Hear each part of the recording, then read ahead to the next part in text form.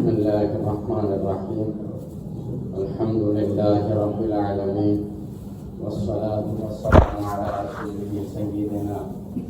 ونبينا وشفيعنا مولانا محمد وعلى آله وأصحابه أجمعين وعلى كل من تبعهم بإحسان إلى يوم الدين أما بعد فأعوذ بالله من الشيطان الرجيم بسم الله الرحمن الرحيم يا أيها الذين آمنوا كتب عليكم الصيام كما كتب على الذين من قبلكم لعلكم تتقون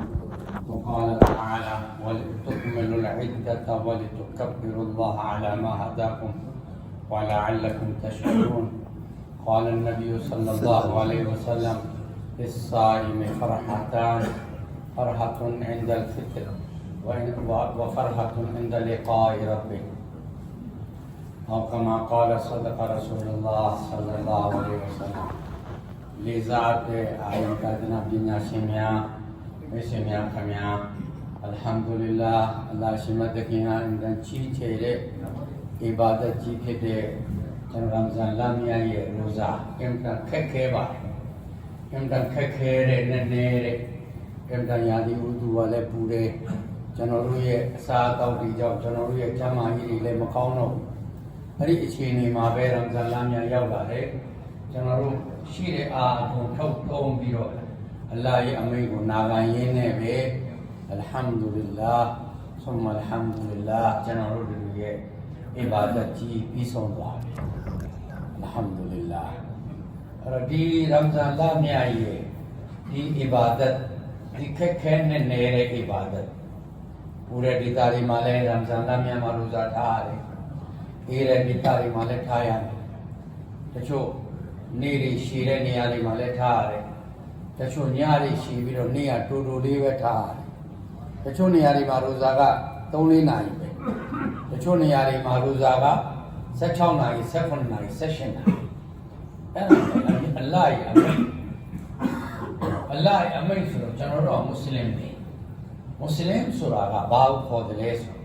अशिमिया का बा अमीर पीलाई मुस्लिम ये अड़े पे हुआ ऊन्यो बिरो ऊगाऊं सिम पीले चैनलो दे गया अल्लाह शिरो मामा दी ऊगाऊं सिम पीले अल्लाह ये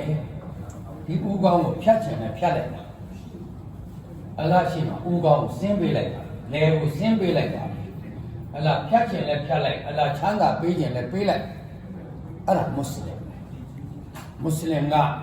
तू ये अड़े पे का ते नशाई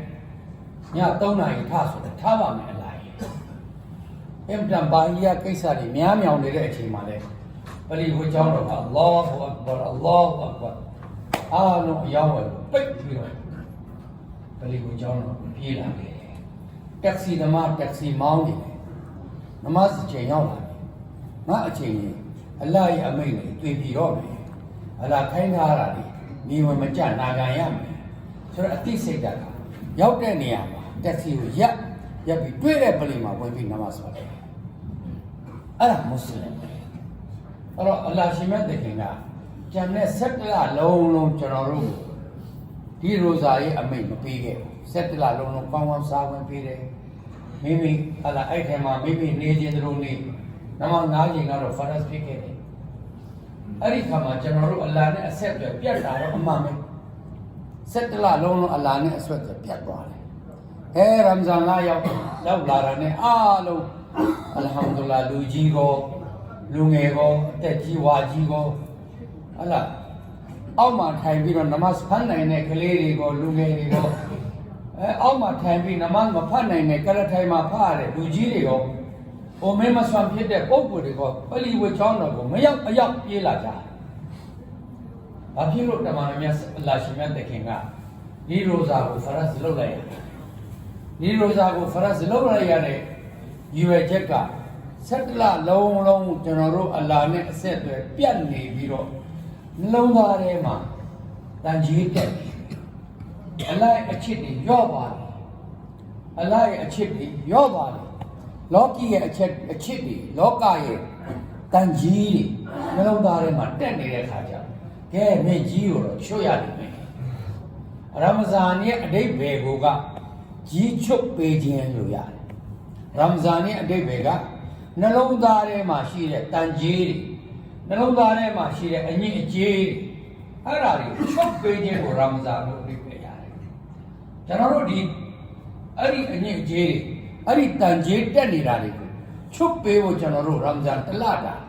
အလ္လာဟ်ရှိမှတ်တယ်ငါပန်တာငါရှိလာခဲ့တော့ပလိဝေကျောင်းတော်လာခဲ့တော့ဒီအဘာဒတ်တွေမင်းလောက်တော့ညတွေမှာတရာဘီနမတ်ဖတ်တော့တရာဘီနမတ်ဘယ်တော့ကြီးကျယ်လဲဆိုရင်လူကြီးမင်းများစဉ်းစားကြည့်ပါမနေ့ကလည်းကျွန်တော်ဂျုံမာမတိုင်ခင်မှာပြောခဲ့တယ်ရမ်ဇန်လမြတ်မှာတရာဘီရကာတ်20ဖတ်ရတယ်ရကာတ်20မှာစေဂျဒါကအချိန်40လုပ်ပြတယ်အချိန်40ဒီနှစ်ဖူးဆန်စားပေါ့အလ္လာဟ်ရှိတော်မှာချခွင့်ရအလ်ဟမ်ဒူလ အဲ့ဒါကြောင့်တမန်တော်မြတ်ဆလ္လာလာဟ်အလိုင်ဝါဆလမ်ကမိန့်တော်ရှိတယ်အလ္လာဟ်နဲ့ဘန္ဒါနဲ့အနီးကပ်ဆုံးသောနေရာကိုပြပါလို့တမန်တော်မြတ်ဆလ္လာလာဟ်ကိုမေးတော့တမန်တော်မြတ်ကြီးဆလ္လာလာဟ်အလိုင်ဝါဆလမ်ကရှိတာဥချတဲ့အချိန်ဒီငါဘန္ဒါနဲ့ငါနဲ့အနီးကပ်ဆုံးသောအချိန်ဖြစ်တယ်ရှိတာဥချလိုက်တာနဲ့အလ္လာဟ်နဲ့နေပါကျွန်တော်အလ္လာဟ်နဲ့နေခွင့်နေ့တိုင်းဖရတ်နမတ်စီရဲ့စိတ်ဓာတ်ကိုထဲမတွေ့နိုင်အောင်ဒီပြနဖရနမတ်စီရဲ့စိတ်ဓာတ်တွေကိုထဲမတွေ့နိုင်အောင်တရာဘီနမတ်ရဲ့စိတ်ဓာတ်နဲ့ပဲဒီနေ့ကိုအချိန်40ကျွန်တော်တို့တရာဘီမှာကျွန်တော်တို့အလ္လာဟ်ခံတော်ပါမှာအလ္လာဟ်ရှိတော်ပေါင်းမှာအင်တာမုံမြတ်တဲ့ဒီနဖူးဆန်စားကိုအလ္လာဟ်ရှိတော်မှာချဖို့ကျွန်တော်တို့ရခဲ့တယ်မနေ့ကလည်းကျွန်တော်အစီရင်ခံတဲ့ထဲမှာပါပါတယ်ကျွန်တော်တို့မိတ်ဆွေတွေကျွန်တော်တို့ဆရာကြီးတွေကျွန်တော်ဆရာတခင်အကြီးကဲတွေရမ်ဇန်လမြတ်ကိုမရဘူးအားလုံးမြေကြီးအောင်မှာအားလုံးအာလမ်ဘာဇက်မှာကျွန်တော်တို့စောင့်နေတယ်အင်ရှာအလ္လာဟ်တအာလာကျွန်တော်လည်းပဲတိတ်မကြတော့တနေ့မှာဒီမြေကြီးပေါ်ကနေမြေကြီးအောင်ကျွန်တော်ဆင်းကြတယ်လက်ရှိနေတဲ့အချိန်ဟာအင်တန်တန်ဖိုးရှိတဲ့အချိန်ပါဒါကြောင့်ရမ်ဇန်လမြတ်မှာကြီးချုပ်ဖို့ကျွန်တော်တို့ကိုအလ္လာဟ်ကခေါ်တယ်တလတာတစ်စက္ကလလုံးတင်ခဲ့တဲ့ကြီးတွေဒီတန်ကြီးတွေကိုချုပ်ပလိုက်ပြီဒီနေ့တော့ကျွန်တော်တို့နှလုံးသားတွေတန့်စင်သွားပြီနှလုံးသားတွေဖြူစင်သွားပြီနှလုံးသားထဲမှာအညစ်အကြေးတွေပျောက်သွားပြီအလ်ဟမ်ဒူလ illah အလ္လာဟ်ရှင်မြတ်တဲ့ခင်ရဲ့အကြီးကျယ်တဲ့အလ္လာဟ်ရဲ့စေတနာအလ္လာဟ်ရှင်မြတ်တဲ့ခင်ရဲ့ကျေးဇူးကြီးမားခြင်းအိဆာမှာတမန်တော်ကြီးဆလ္လာလာဟ်အလိုင်ဝါဆလမ်ကမရှိတယ်လစ်ဆာအီမီဖရဟတန်ရိုဇာဥပုသ်သီလစောင့်တဲ့ပုဂ္ဂိုလ်အတွက်အလ္လာဟ်ရှင်မြတ်တဲ့ခင်ကပျော်ရွှင်ကြည်နူးမှုနှစ်ချိန်ပေးတာတယ်ပျော်ရွှင်ကြည်နူးမှုနှစ်ချိန်ပျော်ရွှင်မှုအကြီးစားနဲ့ပျော်ရွှင်မှုအသေးစားလေးပျော်ရွှင်မှုအသေးစားကတော့ in the fitr in the iftar ပျော်ရွှင်မှုအကြီးစားကလည်းနှမျိုးရှိပျော်ရွှင်မှုအသေးစားကနှမျိုးရှိတယ်နေတိုင်းရမ်ဇန်လမြတ်မှာတဏိတာရိုဇာစောင့်ထိန်ပြီးတော့ညအစ်ဖတာရီချိန်မှာဖွယ်ပွဲရရတယ်အဲ့ထဲမှာပေတုပ်ပါမယ်ဟလင်ပါမယ်ဖြော်ရည်ပါမယ်ဆမူစာပါမယ်အစရှိတဲ့စားတော့ဖွယ်ရတယ်စားတဲ့အခါခင်ဗျာနည်းနည်းလေးပြန်စဉ်းစားကြည့်လိုက်တစ်နေ့လုံးစားတဲ့အရာတစ်နေ့လုံးမှလည်းပေတုပ်မစားဖြစ်ပါဘူးတစ်နေ့လုံးမှလည်းဟလင်မတော့ဖြစ်ပါဘူးတစ်နေ့လုံးမှလည်းဖြော်ရည်တော့တောက်ဖြစ်တယ်ဒီနေ့လုံးမှာကျွန်တော်စားတော့ဖွယ်ရတယ်စားဖြစ်ပါတယ်အလ်ဟမ်ဒူလ illah အစ်ဖတာအချိန်မှာစားတဲ့အရာတာနဲ့တခြားနေ့တွေရက်တွေမှာစားတဲ့အရာတာတူသလားအဇန်ဆိုပြီးဟေးလို့အဲရနေပြီးတော့အိမ်ကိုဖုန်းလေးဆက်ပြီးသားတို့သမီးတို့အစ်ဖတာလုပ်လို့ရပြီဆိုတော့ဒီအတာလေးနဲ့ကြားလိုက်တာနဲ့ဟလာရေလေးတောက်ပြီးတော့ဆွန်မလွန်သီးရှိရင်ဆွန်မလွန်သီးလေးစားပြီးတော့ကောင်းလို့ရစားတော့ဖွယ်ရတွေနဲ့စပြီးစားတဲ့အခါမှာရတဲ့အရာတာတခြားလားတွေပါစားတဲ့အရာတာနဲ့မတူလာပါဘူး in the fitr farhatan in the fitr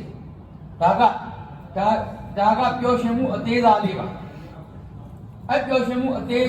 သေးစားကဒုတိယတစ်မျိုးကတော့ဒီကနေ့ပါ in the fitr in the iftar ဒီနေ့ကျွန်တော်တို့ iftar လုပ်ပြီကျွန်တော် Eid al-Fitrအပွားကြီးကျွန်တော်တို့ကျင်းပတယ်ဒီနေ့အားလုံးပလီဝကျောင်းတော်ထဲမှာရှိတဲ့ပုဂ္ဂိုလ်တွေ ဒီနေ့ပလီတိုင်းမှာရှိတဲ့ပုံကိုယ်တွေဝိကောင်းစားလာတွေဝိပြီးတော့အင်တာမကြည်နူးမှုတွေနဲ့ပီတိတွေဖြာပြီးတော့ပလီဝကျောင်းတော်တွေမှာထိုင်နေတာတွေ့ရတယ်အင်ဒါဖစ်တရီဖာဟာတန်အင်ဒါဖစ်တရီ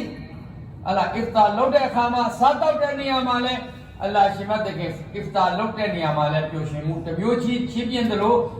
အီဒ်ဖစ်တရီအစ်ကွယ်ကျင်းပတဲ့နေရာမှာလဲအလ္လာဟ်ရှိမတ်တကကပျော်ရွှင်ခြင်းမှုတစ်မျိုးချင်းပါ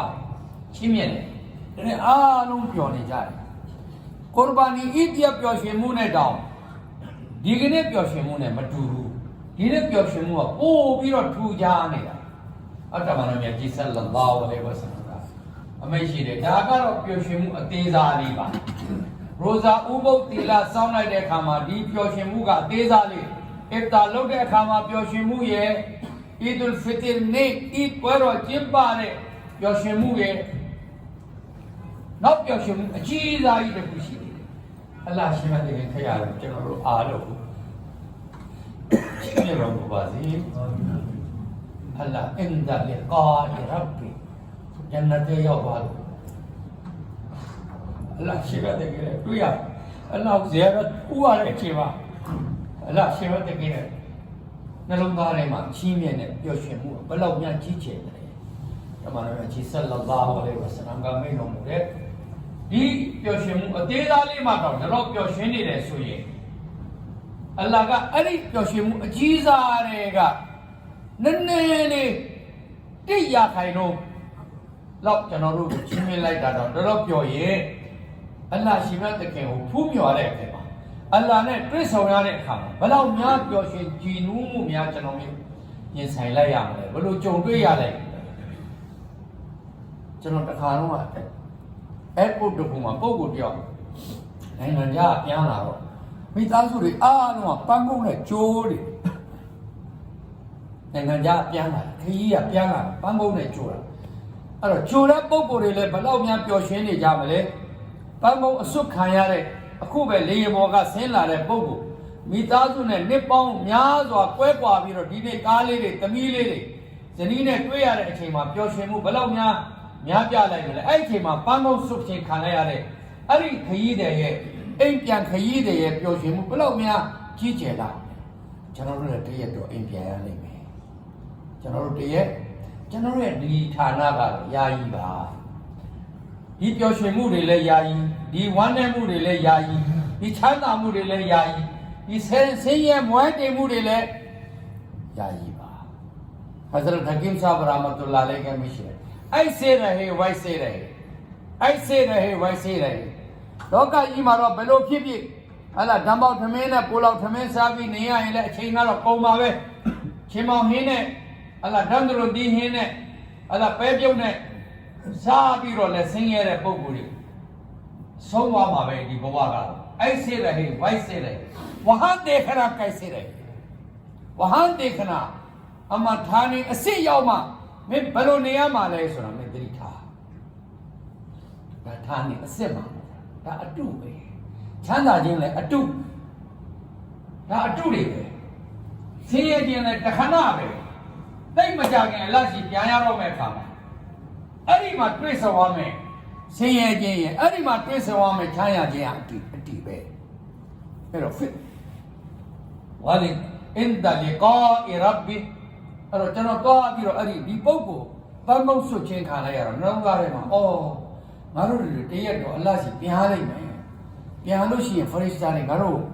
ပန်းကုန်းနေနဲ့များစောင့်နေဘယ်တော့ကောင်းမလဲပန်းကုန်းနေနဲ့ငါတို့ဆွပြီးတော့ငါဘန္တာဒီဘန္တာကိုကောင်းလို့ဆိုတာဒီဘန္တာကိုပန်းကုန်းဆွကြိုးစိုးစားဘယ်လောက်ထိအောင်ငါအမိတ်နေနာခံခဲ့တာအဲ့ဒါငါရဲ့အမိတ်တွေကိုမြေဝဲမကြောက်အဲ့ဒါဒီကတိဆောက်ခဲ့တဲ့ပုဂ္ဂိုလ်ပန်းကုန်းနေနဲ့ကြိုးစိုးစား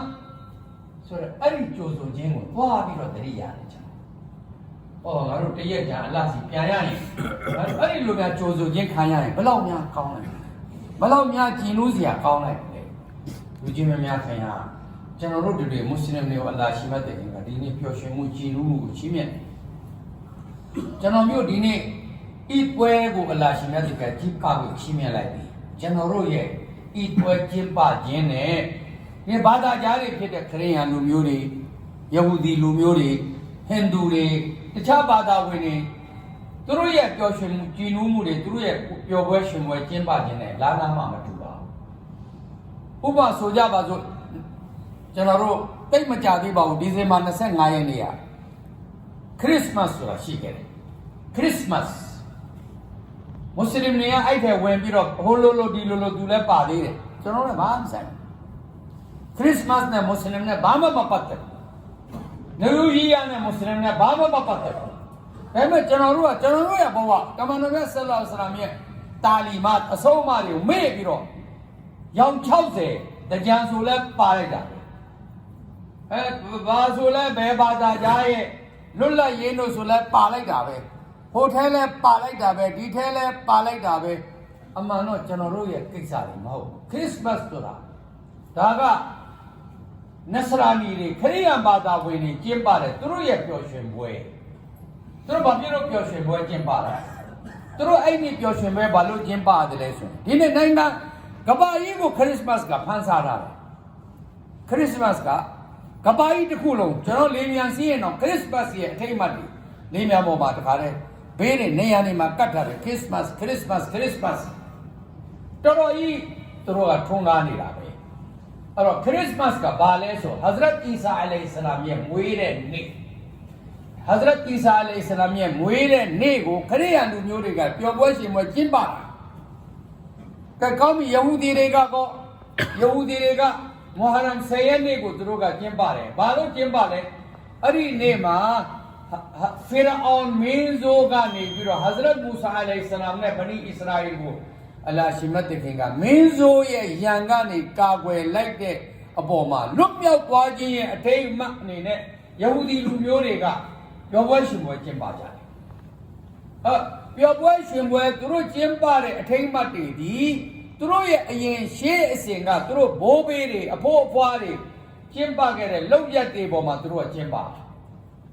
ကျွန်တော်တို့မွတ်စလင်တွေရဲ့ပျော်ပွဲရှင်ပွဲကသူတို့နဲ့လားလားမပတ်သက်ကျွန်တော်တို့ရဲ့ပျော်ပွဲရှင်ပွဲကဘာလဲဆိုရင်တမန်တော်မြတ်ကြီးဆလ္လာလာဟူအလိုင်ဝါဆလမ်ခုနအမေရှိတယ်လို့ပဲအီဒ်အလ်ဖီတရ်ဆိုတဲ့ပျော်ပွဲရှင်ပွဲဒီပျော်ရွှင်ခြင်းပျော်ရွှင်ခြင်းပီတိဖြာခြင်းဝန်ပန်တတာဖြစ်ခြင်းဒီအင်တန်ကြီးမာတဲ့အီဘာဒတ်ကြီးတစ်ခုပြီးမြောက်သွားတဲ့အပေါ်မှာအလ္လာဟ်ကကြီးမြင့်လိုက်တဲ့ပျော်ပွဲရှင်ပွဲပဲဖြစ်တယ်အလ္လာဟ်ကဘယ်ပေါ်မှာကြီးမြင့်တာတလားလုံးပင်မကြီးစွာကျွန်တော်တို့ရမ်ဇန်လမြတ်ရဲ့ရိုဇာအလုံးကျွန်တော်တို့က29လုံးပဲရလိုက်တယ်ပါကစ္စတန်မှာ30အလုံး30လည်းသူတို့ရသွားတယ်အဲ့တော့သူတို့အလုံး30ကျွန်တော်က29လုံးစဝါဘ်ကအတူတူပဲအဲ့တော့အဲ့ဒီပင်မကြီးစွာထားခဲ့တဲ့ရိုဇာရဲ့တက်မီပြီးမြောက်သွားတဲ့အထိတ်အမှတ်နဲ့အီဒ်အလ်ဖီတရ်ကိုကျင်းပခွင့်အလ္လာဟ်ရှင်မတ်တခင်ကချီးမြှင့်လိုက်တာပဲဖြစ်တယ်ထိုနေ့ကောင်မှနောက်တဲ့အီဒ်တစ်ခုရှိသေးတယ်အီဒ်အလ်အဒဟာလည်းပျော်ပွဲရွှင်ပွဲတစ်ခုပဲပျော်ရွှင်ခြင်းအထိတ်အမှတ်တစ်ခုပဲအဲ့ဒါဘယ်ပေါ်မှာအထိတ်အမှတ်ဟဂျ်ဆိုတဲ့အင်တန်ကြီးမားတဲ့အီဘာဒတ်ဟဂျ်ဆိုတဲ့အင်တန်ကြီးမားတဲ့အီဘာဒတ်ကြီးဇီလ်ဟဂျ်လ10ရက်နေ့မှာပြီးမြောက်သွားတဲ့အပေါ်မှာအလ္လာဟ်ရှင်မြတ်တခင်ကအီဒ်အလ်အဒဟာကျင်းပခွင့်အလ္လာဟ်ချီးမြှင့်လိုက်တယ်အဲ့တော့လူကြီးမများခင်ကကျွန်တော်တို့တွေကိုအလ္လာဟ်ရှင်မြတ်တခင်ကဒီပျော်ရွှင်မှုတွေဒီကြည်နူးမှုတွေကိုအလ္လာဟ်ချီးမြှင့်တယ်အဲ့တော့ဒီကနေ့ကျွန်တော်တို့ကအဲ့ဒီအပေါ်မှာကျွန်တော်တို့ကဒီပျော်ရွှင်မှုရယူခံစားနေရခြင်းဖြစ်ပါတယ်လူကြီးများခင်ကဟဇရတ်ဂျူနိုက်ဘဂ္ဂဒါဒီရာဟ်မတ်တူလာလေကတနေရာမှာအမိရှိတဲ့ဂျူနိုက်ဘဂ္ဂဒါဒီရာဟ်မတ်တူလာလေသူတော်စင်ကြီးပါအလ္လာဟ်ရှင်မတ်တခင်ရဲ့ထံတော်ဘာကနေပုဂ္ဂိုလ်နှမျိုးကိုဟဇရတ်ဂျူနိုက်ဘဂ္ဂဒါဒီရာဟ်မတ်တူလာလေကမရှိမင်းတို့နှလုံးသားကမင်းတို့ကိုလှည့်စားတယ်ပုဂ္ဂိုလ်တယောက်ကတော့ဘာမှအလ္လာဟ်ရှင်မတ်တခင်အမိကိုမနာခံမဲနဲ့ရိုဇာလည်းမထတရာဝီလည်းမဖတ်ငါတို့တမန်တော်မြတ်ကြီးဆလ္လာလာဟူအလိုင်ဝါဆလမ်ရဲ့အွမ်မတ်တီတွေပဲတမန်တော်မြတ်ဆလ္လာလာဟူအလိုင်ဝါဆလမ်ကတို့ကိုရှဖာအတ်ပေးပြီးတော့ငါတို့ကိုဂျန်နတ်ပို့မှာပဲဆိုတော့ဒီအတွေးဝေးနေတဲ့ပုံကိုယ်တွေလည်းမှားနေတယ်လို့ဟဇရတ်ဂျူနိုက်ဘဂ္ဂဒါဒီရာဟ်မတ်တူလာလေကမရှိထိုနေ့ကမှတချို့ပုံကိုယ်တွေကတော့ဘလို့အတွေးမှားနေတယ်ဆိုငါတို့ကအဲ့ဒါငါတို့ ရမ်ဇန်လမြတ်တလလုံးငါတို့ရိုဇာထားတယ်ထုံးနည်း၎င်းမဲ့ရမ်ဇန်လမြတ်တလလုံးငါတို့ပင်ပန်းကြီးစွာတရာဝီရကာ20ကိုဖတ်တယ်ငါတို့အေတီကာပြင်ထိုင်တယ်ဇကတ်တင်ပေးတယ်တီလာဝတ်တွေလုပ်တယ်ငါတို့အာမာလ်ကတိတ်မုံမြတ်တဲ့အာမာလ်တွေပဲဒါကြောင့်ငါတို့ကဂျန်နတ်ရတဲ့တယ်အဲ့တော့ပြန်စဉ်းစားကြည့်ရင်ကျွန်တော်တို့ရဲ့တရာဝီကဘလောက်များအယီမီစံချိန်မီတယ်လေကျွန်တော်တို့ရဲ့ရိုဇာကတော့ဘလောက်စံချိန်မီတယ်လေကျွန်တော်တို့ရဲ့အေတီကာဘလောက်စံချိန်မီတယ်လေကျွန်တော်တို့ရဲ့တီလာဝတ်ဘလောက်စံချိန်မီတယ်လေကျွန်တော်တို့ရဲ့ဇကတ်ပေးခြင်းဘလောက်စံချိန်မီတယ်လေကျွန်တော်တို့သိတယ်စံချိန်မမီတဲ့အီဘာဒတ်တွေပါအဲ့ဒီစံချိန်မမီတဲ့အီဘာဒတ်တွေလုပ်ပြီးတော့ငါကတော့အင်တန်ကြီးမားတဲ့အီဘာဒတ်တွေလုပ်ခဲ့လို့ငါဂျန်နတ်ကြားကိုရရမယ်လို့တစ်ချက်ချထွက်ပြီးဆိုရင်လေဒီပုဂ္ဂိုလ်လမ်းမနေကောင်းပြီအဲ့ဒါဆိုရင်ကျွန်တော်တို့ဒီအလ္လာဟ်ရှင်မြတ်တခင်ရဲ့ရာဟ်မတ်အလ္လာဟ်ရှင်မြတ်တခင်ရဲ့ချီးမြှင့်ခြင်းပေါ်မှာပဲအားထားပြီးတော့ကျွန်တော်တို့ဂျန်နတ်ရမှာဖြစ်ပါတယ်ကျွန်တော်တို့အာမာလ်ရဲ့စွမ်းအားနဲ့အာမာလ်ရဲ့စွမ်းအားနဲ့ကျွန်တော်တို့တယောက်မှဂျန်နတ်ရမှာမဟုတ်အလ္လာဟ်ရဲ့အတနာနဲ့ပဲရမှာအင်ရှာအလ္လာဟ်တအာလာဆာဘာတာဝကာကြီးများကတမန်တော်မြတ်ဆလ္လာလာဟူအလိုင်ဝါဆလမ်ကိုရှောက်ထားတယ်ယာရဆူလလာကိုရောလည်းပဲတမန်တော်မြတ်ဆလ္လာလာဟူဘလောက်ဒီအီဘာဒတ်လုပ်တာညရီမှာထပြီးတော့တာဂျွတ်ဖတ်တာခြေထောက်ပြရောင်ကိုင်းသွားအောင်အဲ့လောက်ပင်မကြီးစွာအီဘာဒတ်လုပ်ခဲ့တဲ့အစဉ်လာရှိခဲ့တော့တမန်တော်မြတ်ဆလ္လာလာဟူကိုဆာဘာတာဝကာကြီးများကရှောက်ထားတယ်ယာရဆူလလာကိုရောလည်းပဲမိမိအာမာလ်ရဲ့စွမ်းပကားတွေနဲ့အာမာလှုပ်ချင်းကြောင့်ဂျန်နတ်ကြမှာလားဆိုတော့ငါလည်းပဲအာမာရဲ့ဇိုးအာမာရဲ့အည်ချင်းနေနဲ့ငါဂျန်နတ်ကြမှာမဟုတ်ဘူးငါဂျန်နတ်ကျတော့အလ္လာဟ်ရဲ့ရာဟ်မတ်နဲ့ပဲအလ္လာဟ်ရဲ့အတနာတော်နဲ့ပဲငါလည်းရမှာအဲ့တော့ကျွန်တော်တို့အားလုံးမိမိရိုဇာထားပြီးတော့မိမိတရာဝီတွေမိမိဇကတ်တွေမိမိတီလာဝတ်တွေမိမိအေတကာတွေအားလုံးဟာအည်မမီတဲ့ပုံမှာအားလုံးအလ္လာဟ်ပေးမှအလ္လာဟ်တနာမှပဲရမယ်ဆိုတဲ့အတွေးတော်ထားတင်တယ်လူကြီးမင်းများခင်ဟာအဆုံးမှာကျွန်တော်နည်းနည်းလေးထပ်ပြောချင်တာကကုရ်အာန်ကျမ်းတော်မြတ်ရဲ့ပထမအာယတ်တော်မှာကျွန်တော်ဖတ်လိုက်တယ်ယာအယူဝလ္လဒီနာအာမနူကုတိဘအလိုင်ကုမုဆီယမ်ကမာကုတိဘအလလ္လဒီနာမင်ကဘလီကုမ်လအလ္လကုမ်တတကူအိုအီမန်တဲ့ဝင်ယုံကြည်သူအပေါင်းတို့တဲ့မင်းတို့ပေါ်မှာရမ်ဇန်လမြတ်ရဲ့ရိုဇာဥပုပ်သီစစောင့်ထိန်ခြင်းကိုငါကဖရတ်အဖြစ်နဲ့မစောင့်မနေရအဖြစ်နဲ့ငါတတ်မှတ်ခဲ့တယ်အဲ့လိုတတ်မှတ်တာမင်းတို့နေမဟုတ်ဘူးမင်းတို့အရေးအမတ်သူဥမတ်သားများပေါ်မှာလည်းငါဒီရိုဇာဥပုပ်သီလဆောင်ခြင်းကိုဖရတ်အဖြစ်နဲ့ငါတတ်မှတ်ခဲ့တယ်အဲ့တော့ရိုဇာဥပုပ်သီလဆောင်ထိန်ရတဲ့ယူဝဲချက်ကိုရှေ့မှာအလ္လာဟ်ရှင်မြတ်တခင်ကတင်ပြတယ်ပြောပြတယ်လာအလ္လကုမ်တတကူအဲ့တော့ရိုဇာဥပုပ်သီလဆောင်ထိန်ပြီးတော့နှုတ်ကိုဆောင်စည်းရတယ်မျက်စိကိုဆောင်စည်းရတယ်နားကိုဆောင်စည်းရတယ်ခန္ဓာကိုယ်ရဲ့အစိတ်ပိုင်း360လုံးကိုဆောင်စည်းရတယ်အဲ့ဒီပေါ်မှာအဲ့ဒီဆောင်စည်းခြင်းရဲ့ပေါ်မှာမျက်စိလည်းထိန်ရတယ်နှုတ်ကိုလည်းထိန်ရတယ်ဟာဇရတ်ဆူဖီယာန်ဆောရီရာမတ်တူလာလည်းခမ်းမှာတဦးတယောက်ရဲ့နောက်ွယ်တင်းပြောလိုက်ရိုဇာပြည့်နောက်ွယ်တင်းပြောလိုက်တာနဲ့ရိုဇာပြည့်အဲ့တော့ဒီမှာကျွန်တော်တို့စခန်းပင်းပြီးတော့လေ့ကျင့်တာနှုတ်ကိုထိန်မျက်စိကိုထိန်နည်းနည်းစားနည်းနည်းအိတ်နည်းနည်းပြောလူတွေနဲ့နည်းနည်းတွေ့အချက်၄ချက်ကသူတော်စင်ရဲ့ကျင့်ထုံးဒီအချက်၄ချက်ကသူတော်စင်ရဲ့ကျင့်ထုံးနည်းနည်းပဲစားနည်းနည်းစားခြင်းအဖြစ်ကျမ်းမှာအဲ့ဒါကြောင့်ကျွန်တော်တို့ရဲ့အကြီးအကဲတွေဆိုသူတို့အဆိုပြုတယ်ဘာမှရှိလဲကမ်ခေါဥမတ်ဘောကမ်ခေါဥမတ်ဘောနည်းနည်းစားရင်အသက်ရှိတယောက်တည်းကျက်နှကောင်လို့စားလိုက်ရင်တော့တိတ်ခဲရဒီခန္ဓာကိုအကြာကြီးခံမှာမဟုတ်အဲ့တော့တမိုင်းပြန်လိုက်ကြည့်လိုက်တမိုင်းကိုပြန်ကြည့်လိုက်ကျွန်တော်တို့မိတ်ဆွေတွေထဲမှာအသိအစားကြီးတယ်လို့စောကြီးချောတယ်များများစားတယ်လို့စောစောသိနည်းနည်းစားတယ်လို့အသက်ရှိအတူတော်စင်ရဲ့ကျင့်ထုံးနည်းနည်းစားနည်းနည်းပြောနည်းနည်းစားတော့ကျွန်တော်ကရိုဇာထားလိုက်တော့နည်းနည်းစားတာဖြစ်သွားတယ်ဒီနေ့ဘာသာကြားတွေတောင်မှဘာသာကြားတွေဒီရိုဇာရဲ့ဟလာရုပ်ပိုင်းဆိုင်ရာနာမိုင်းဆိုင်ရာမဟုတ်ရုပ်ပိုင်းဆိုင်ရာဆေးဘက်ပညာအရ သူ့ရဲ့ကောင်းကျိုးတွေကိုကြည့်ပြီးသူတို့လည်းရိုဇာထားတယ်16နာရီရိုဇာထားခြင်းအကျိုးဘယ်လောက်ကြီးကျယ်လဲ16နာရီမစားမတော့ပဲနေတဲ့အကျိုးကပါကြီးကျယ်ဘယ်လောက်ကြီးကျယ်လဲလောကီအကျိုးတွေဘယ်လောက်ရှိတယ်ခန္ဓာကိုယ်ဘယ်လောက်ကျန်းမာသွားတယ်သူတို့ပြောနေတယ်ဆေးရပြောနေတာဆေးပညာပြောနေတယ်အလ္လာဟ်ကကျွန်တော်တို့ဆေးပညာနောက်မှပေါ်လာတာအလ္လာဟ်ကအရင်တည်းကတတ်မှတ်တာမင်းတို့တစ်နှစ်မှတစ်လတည်ပြီးမစားမတော့ပဲနေကြည့်ပို့ပြီးကျမ်းမာလာကျမ်းမာရေးအတွက်တော့ကျွန်တော်တို့ကလောက်တာမဟုတ်ပြစီနဲ့အလမေနာဂနာအရှင်မြတ်ရဲ့အမိတ်ကိုနာဂနာအဲ့တော့နည်းနည်းစားနည်းနည်းပြောဆိုတော့တေလာဘတ်များများလောက်ပါတာအဲ့တော့နည်းနည်းပဲပြောပြတယ်နည်းနည်းအိတ်ဆိုတော့ကျွန်တော်ရမ်ဇန်လမြတ်မှာ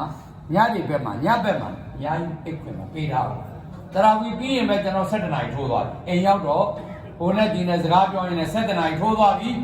7နာရီခွဲမှပဲကျွန်တော်တို့အိတ်ပြစ်တယ်မနေ့3နာရီခွဲ4နာရီပြန်တာပြီနည်းနည်းလေးပဲအများကြီးမအိတ်ရဘူးနည်းနည်းအိတ်တာလဲဒီလမှာကျင့်ပေးတယ်လူတွေနဲ့နည်းနည်းတွေ့လူတွေနဲ့များများတွေ့လေအမားများလေလူတွေနဲ့များများတွေ့ရင်သူများအကြောင်းဟိုပြောင်းဒီအကြောင်းအတင်းအဖျင်း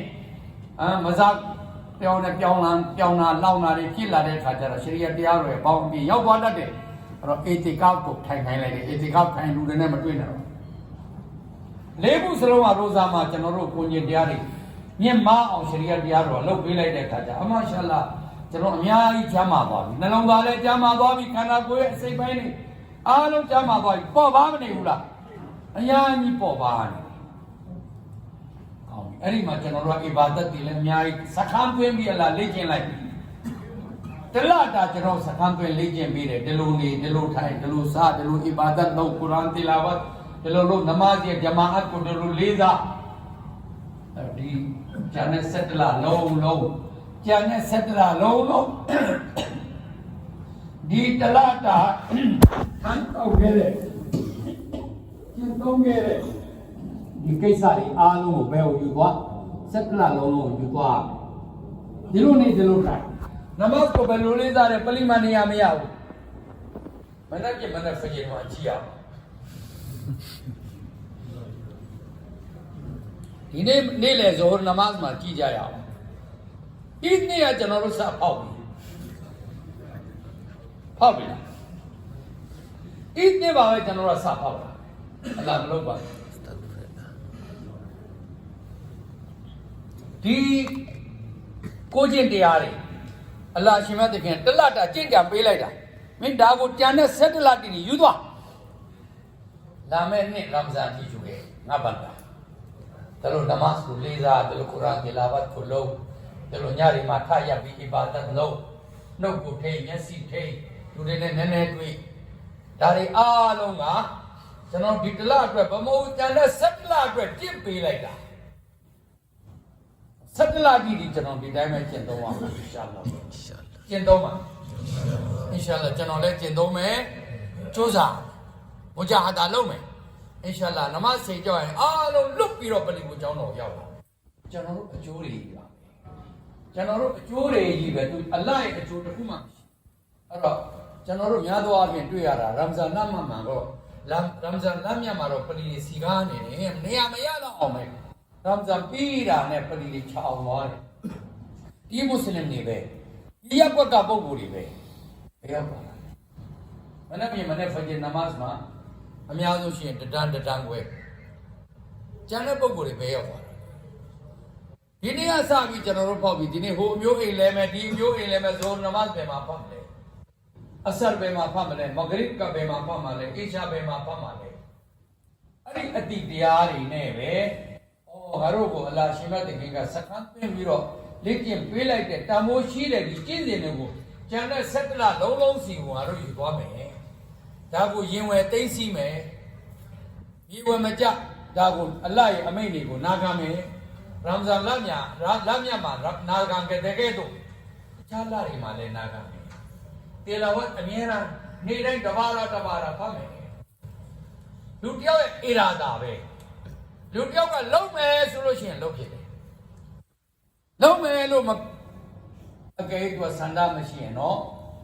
မလုံးဖြစ်တော့အဲ့တော့အဲ့လိုသာတလတာတော့ပင်မကြီးစွာနဲ့ရိုဇာတွေထားတေလာဝတ်တေလို့အေဇီကာတေတိုင်းဇကာတေပေး အများကြီးလုပ်ပြီးကမှ17လမှာတော့ဒီအင်တာမဒီယရနာတွေဒီကိုကျင့်တရားတွေကျန်တဲ့17လစီယူမသွားဘူးဆိုရင်ကုရ်အာန်ကျမ်းတော်မြတ်ကမိန့်ထားတဲ့ကုတိဘာအလိုင်ကုမဆီယမ်ကမာကုတိဘာအလလဒီနမင်ကဘလီကုမ်လအလကုမ်တတ်တကွန်ရောဇာဥပုပ်တီလာဆောင်ထင်းကြီးခိုင်းခြင်းနဲ့ဆက်ရည်ရွယ်ချက်ကိုကမင်းတို့တွေတက္ကဝတရားရတယ်ကိုကျင့်တရားတွေကောင်းဖို့အလိုက်အကြောက်တရားတွေနှလုံးသားထဲမှာတိုးလာဖို့မနေ့ကတည်းကဒီကနေ့လိမ္မာလာဖို့အလရှင်မတခင်ကကျွန်တော်တို့ရဲ့ဘဝကိုပြောင်းဖို့ဒီလတလကိုချီးမြှင့်လိုက်တာဒီလတလလာပြီးရင်ကျွန်တော်တို့ဘဝပြောင်းသွားကျွန်တော်တို့နမမှာလေးနေတာတွေနှီးနေတာတွေအားလုံးဒီလပြီးရင်ညံနေရမယ်တွက်နေရမယ်အလရှင်မတခင်ကျွန်တော်တို့အားလုံးကိုကုရ်အာန်ကျမ်းတော်မြတ်ကပြောထားတဲ့ဒီရွယ်ချက်ကိုဥလည်းမတုံးနာဂန်နိုင်စွာများအလားချီးမြှင့်တော်မူပါစေအာမင်လူကြီးမြတ်များခင်ဗျာဟိုကျွန်တော်နမတ်အီဒ်အလ်ဖီတရ်နမတ်ဝါဂျစ်နရကာတ်ကိုကျွန်တော်ဖတ်တော့မှာဖြစ်ပါတယ်အီဒ်အလ်ဖီတရ်ဝါဂျစ်နရကာတ်ကဒါကတနေ့မှာနှစ်ခါအီဒ်အလ်ဖီတရ်ရဲ့အီဒ်အလ်အဒွါရဲ့နှစ်ကြိမ်ကျွန်တော်တို့အယူရတဲ့အစဉ်လာရှိပါတယ်वह नमाज नरकात बा नरकात दो वाजिब बा जुमा नमाज ने खुद ईद नमाज ने चूजा जट होगा जुमा नमाज बा खुतबा ये फटे पीरो मा नमाज पढ़े ईद उल फितर ने ईद उल अज़हा मा चरो नमाज को ये फबी खुतबा को नौ मा फबे नमाज पछे वाजिब फितर खुतबा ना भाजे ले वाजिब फिर बारे खुतबा नौ मा फबे